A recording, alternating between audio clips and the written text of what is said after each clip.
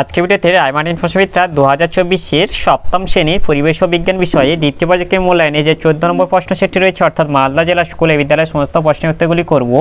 তার আগে তোমরা কেউ যদি আমার চ্যানেলে নতুন হয়ে থাকো তাহলে চ্যানেলটি অবশ্যই সাবস্ক্রাইব করে নেবে। প্রথমে একেইটা আছে সঠিক উত্তরটি নির্বাচন করো। একে আছে আকাশের রংধনু আসলে সূর্যের সাদা আলোর এটা বিচ্ছুরণের প্রাকৃতিক ঘটনা মাত্র হবে। এরপর দুইটা আছে সমতল আয়নার সঙ্গে লম্বভাবে কোনো আলোকরশ্মি ওই দর্পণের ওপর আপতিত হলে প্রতিফলিত কোণের মান হবে এটা 0 ডিগ্রি। এরপর তিনটা আছে চুম্বকের আকর্ষণের পূর্বে যে ঘটনাটি ঘটে সেটি হলো এটা আবেশ হবে। এরপর 4 ইলেকট্রিক বাল্বের ফিলামেন্ট তৈরি হয় এটা হচ্ছে টাংস্টেন ধাতু দিয়ে। এরপর 5 আছে নিচের কোনটি পরিবেশ বান্ধব শক্তি নয়? জীবাশ্ম তেল থেকে পাওয়া শক্তি। এরপর 6 আছে কাণ্ডের যে জায়গা থেকে শাখা বা পাতা বেরোয় সেই জায়গাটি হলো এটা পর্ব হবে। এবং 2 আছে সংক্ষিপ্ত উত্তর দাও। একে আছে কিভাবে বুঝবে চুম্বকের দিকদর্শী ধর্ম আছে? চুম্বকের দিকদর্শী ধর্মের প্রমাণ কোনো একটি চুম্বক শলাকাকে একটু নাড়িয়ে ছেড়ে দিলে কিছুক্ষণ পর যখন এটি সাম্যাবস্থায় এসে স্থিত হয় তখন এটি উত্তর দক্ষিণ মুখ করে থাকে। বারংবার এরূপ করা হলেও প্রত্যেকবারই একই ফলাফল পাওয়া যায়। এর থেকে বোঝা যায় চুম্বকের দিকদর্শী ধর্ম আছে। এরপরে 2 আছে সপ্রভ বস্তু কাকে বলে? এর উত্তরটি হলো যেসব বস্তু নিজস্ব আলো আছে তাদের সপ্রভ বস্তু বলা হয়, যেমন সূর্য, জোনাকি পোকা ইত্যাদি। এরপরে 3 আছে মূলের 2টি কাজ লেখো। উদ্ভিদের মূলের প্রধান কাজ: 1 শাখা ও প্রশাখা মূলের সাহায্যে গাছটিকে মাটির সঙ্গে দৃঢ়ভাবে আটকে রাখা। 2 মূলরোমের সাহায্যে মাটি থেকে জল ও জলে দ্রবীভূত খনিজ লবণ শোষণ করা। 3 শোষিত জল ও জলে দ্রবীভূত খনিজ লবণকে জাইলেম কলার মাধ্যমে কাণ্ডে প্রেরণ করা। 4 কিছু কিছু গাছের বিশেষ ধরনের মূল দেখা যায় যা বিশেষ কিছু কাজে সাহায্য করে, যেমন বট গাছের স্তম্ভমূল শাখা প্রশাখার ভার বহন করে। কেয়া গাছের ঠেসমূল দুর্বল কাণ্ডকে খাড়া রাখতে সাহায্য করে। সুন্দরী গাছের শ্বাসমূল শ্বাসকার্যে সাহায্য করে প্রভৃতি। এগুলি থেকে তোমরা যে কোনো 2টি লিখে নেবে। এরপরে 4 আছে সৌরশক্তির 2টি গুরুত্বপূর্ণ ব্যবহার উল্লেখ করো। এর উত্তরটি হলো সৌরশক্তির ব্যবহার। 1 আছে সোলার লাইট। এর মধ্যে থাকা LED lamp, solar panel, battery, charge controller ইত্যাদি সোলার প্যানেলের সাহায্যে সৌরশক্তিকে ব্যবহার করে চার্জ করা হয়। এরপরে 2 আছে সোলার কুকার। এ সৌরশক্তি ব্যবহার করে রান্না করা হয়। এরপর 3 আছে সোলার ডিস্টিলেটর।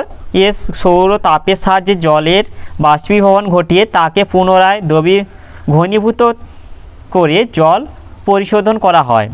এরপর 4 আছে সোলার ড্রায়ার।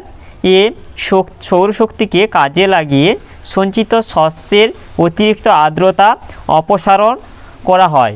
এগুলি থেকে তোমরা যে কোনো 2টি লিখে নেবে। এরপরে 5 আছে এলইডি। এর পুরো নাম কি? এলইডি এর পুরো নাম হলো লাইট এমিটিং ডায়োড। এরপর 3 থেকে যেটা আছে 1টি বা 2টি বাক্যে উত্তর দাও।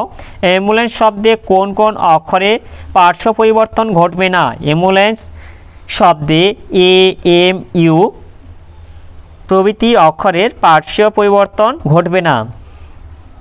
এরপরে 4 থেকে আছে 3-4টি বাক্যে উত্তর দাও। 1 আছে একটি বর্তনীর ছবি আঁকো যাতে 2টি বাল্ব, 4টি সেল দিয়ে তৈরি ব্যাটারি, প্রয়োজন মতো তার ও একটি সুইচ অফ অবস্থায় থাকবে।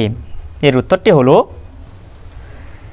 এই যে তোমাদের চিত্রটি দেওয়া আছে, যেখানে আছে প্রদত্ত চিত্রে এ ও বি হলো 2টি বাল্ব, সি, ডি, ই, এফ হলো সেল, এইচ হলো প্রয়োজনীয় তার এবং জি হলো একটি অফ অবস্থায় থাকা সুইচ।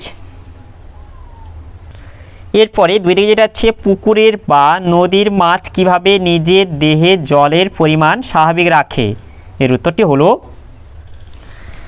পুকুরের বা নদীর মাছে নিজের দেহে জলের পরিমাণ স্বাভাবিক রাখার উপায় পুকুর বা নদীর জলের মাছ হলো মিষ্টি জলের মাছ। নিজের দেহে জলের পরিমাণ স্বাভাবিক রাখতে পুকুর বা নদীর মাছ যেসব ব্যবস্থা গ্রহণ করে সেগুলি হলো: একে, প্রচুর পরিমাণে লঘু মূত্র ত্যাগ করে। এর দ্বারা দেহে প্রবিষ্ট অতিরিক্ত জলকে দেহের বাইরে বের করে দেয়। 2, ফুলকায় উপস্থিত বিশেষ কোষ দ্বারা জল থেকে আয়ন শোষণ করে দেহতরলের নির্দিষ্ট ঘনত্ব নিয়ন্ত্রণ করে। 3, জল থেকে এরা অনেকটা লবণ শোষণ করে নিতে পারে। এরপরে 3 আছে, তড়িৎ চুম্বকের শক্তি কি কি উপায়ে বাড়ানো যায়? এর উত্তরটি হলো তড়িৎ চুম্বকের শক্তি নিম্নলিখিত উপায়ে বৃদ্ধি করা যায়। 1, তড়িৎবাহী কুণ্ডলীর একক দৈর্ঘ্যে পাক সংখ্যা বাড়ানো হলে।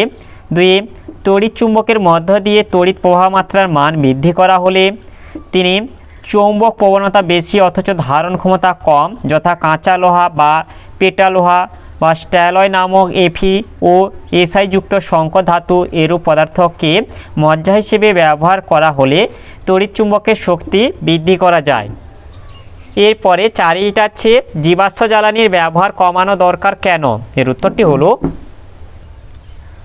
পরিবেশ বান্ধব শক্তির প্রয়োজনীয়তা হলো পৃথিবীতে প্রচলিত শক্তির উৎস হিসেবে জীবাশ্ম জ্বালানির পরিমাণ ধীরে ধীরে কমছে। এছাড়াও জীবাশ্ম জ্বালানি ব্যবহারে পরিবেশ দূষণ বেশি হয়। অপরদিকে পরিবেশ বান্ধব শক্তির উৎসগুলি দূষণমুক্ত এবং এর থেকে জীবজগতের ক্ষতির সম্ভাবনা কম। তাই ক্রমবর্ধমান শক্তির চাহিদা পূরণের জন্য পরিবেশ বান্ধব শক্তি উৎসগুলি ব্যবহার বাড়াতে হবে।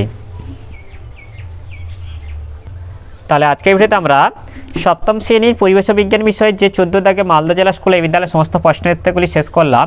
আর তোমরা কেউ যদি আমার চ্যানেলটা এখনও সাবস্ক্রাইব করে রাখোনি তাহলে চ্যানেলটা অবশ্যই সাবস্ক্রাইব করে নেবে। আর ভিডিওটি ভালো লাগলে ভিডিওটিকে অবশ্যই লাইক, কমেন্ট ও শেয়ার করতে ভুলবে না।